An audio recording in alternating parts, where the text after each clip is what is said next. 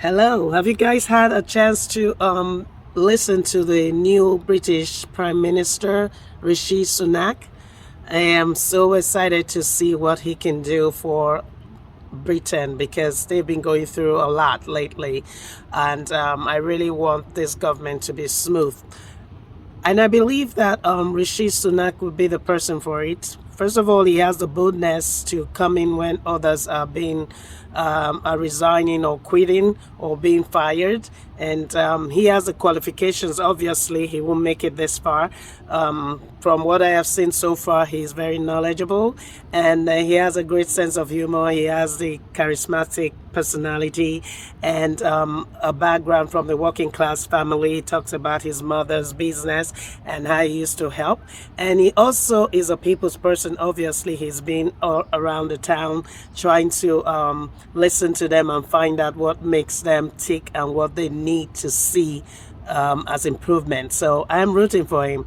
But watch this video following to see how hilarious Trevor Noah is, and talking about, apart from his looks, his mentions about the fact that the British now have a prime minister that is brown in color and that they can blame for their woes and troubles.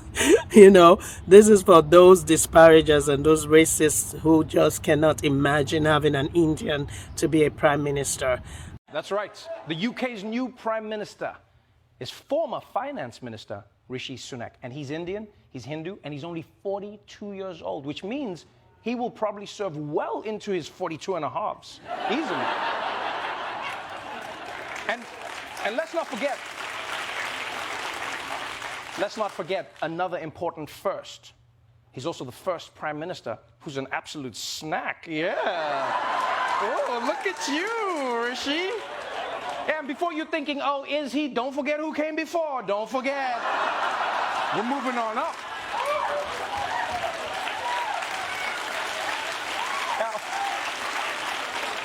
Now, of course, not everyone in the UK is happy about Rishi Sunak taking the top spot and making history. And it's not because of his policies or because of his personality. No, there are some people who have a problem with something else, as this caller to a British radio show so eloquently explained. Is the real problem here, Jerry, that Rishi Sunak is a brown man and you don't trust him at the top of this country? Well, could you imagine him going to the Scottish Nationalists and being the Prime Minister of the Scottish Nationalists? Could you imagine me becoming the Prime Minister of Pakistan or Saudi Arabia? No, these things matter. I'm sorry you don't like it, but this is predominantly, we're talking about England, right? 85% of the English people, yes, are white English people, and they want to see a Prime Minister that reflects them. Yeah, this guy has a good point. Can you imagine if white English people wanted to rule countries where no one looked like them? Oh, that would never happen. Can you imagine that world? What would that world be like? Now, you know what's so funny to me? It's funny how racists always say, oh, colonization was fine. It was business.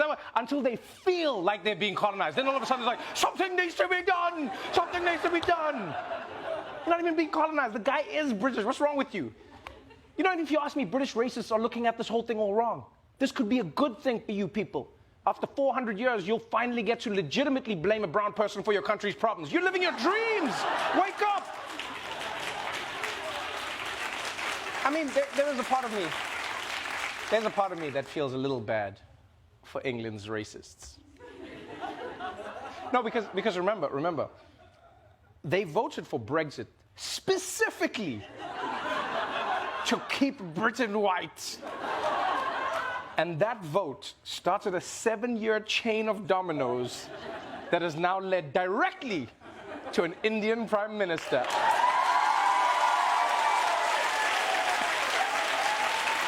Oh, man. Yeah, they're probably like, oh, this is certainly a rich irony at my expense, isn't it? Yeah. And here's the thing, keep in mind, this caller even says that he is Tory. So this is the same party as Rishi Sunak, right? Which means they probably agree on all the same policies. He just doesn't like that he's not white, which I don't understand. I truly don't understand. What are you scared of? What is this caller scared of? Does he think Sunak is going to walk up to the podium on his first day in office and be like, it is the greatest privilege of my life to be able to give back to the country I owe so much to, and to show my gratitude, I just want to say, I'm selling the entire country to India. That's right, revenge time, you bastards. This was the plan the whole time. Happy Diwali, mother bitches. It's not going to happen, you racists. To spend some time amongst friends in the midst of all of this, and can you please join me in just thanking Dollar for putting this on? I've had a fun few days. I've been out and about talking to members across the country. I've been talking to them. They've been telling me things. I've been hearing what's on their mind, and I've heard so many of them all say to me, "Wow, Rishi, you're even shorter in real life." It's not been the start to the campaign that I would have thought, but it's been fine otherwise. But look, I'm standing here because, like many of you, this country did something incredible for our families, and it welcomed them here as immigrants decades ago.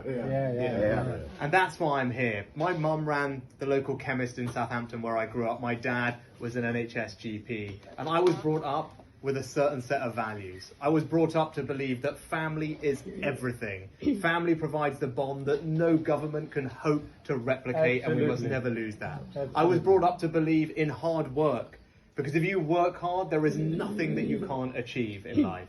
I was brought up to believe in the power of education to transform people's lives, that it was something that was worth sacrificing for, because that's how you built a better future. And I was brought up to understand the power of small business. I worked in my mum's shop. I worked in her pharmacy. I delivered medicines for her. I worked in the Indian restaurant as a waiter, and I saw firsthand, doing her books, her accounts, her payroll, just how powerful small companies are at providing jobs and opportunity for people in their community. Now, those are my values.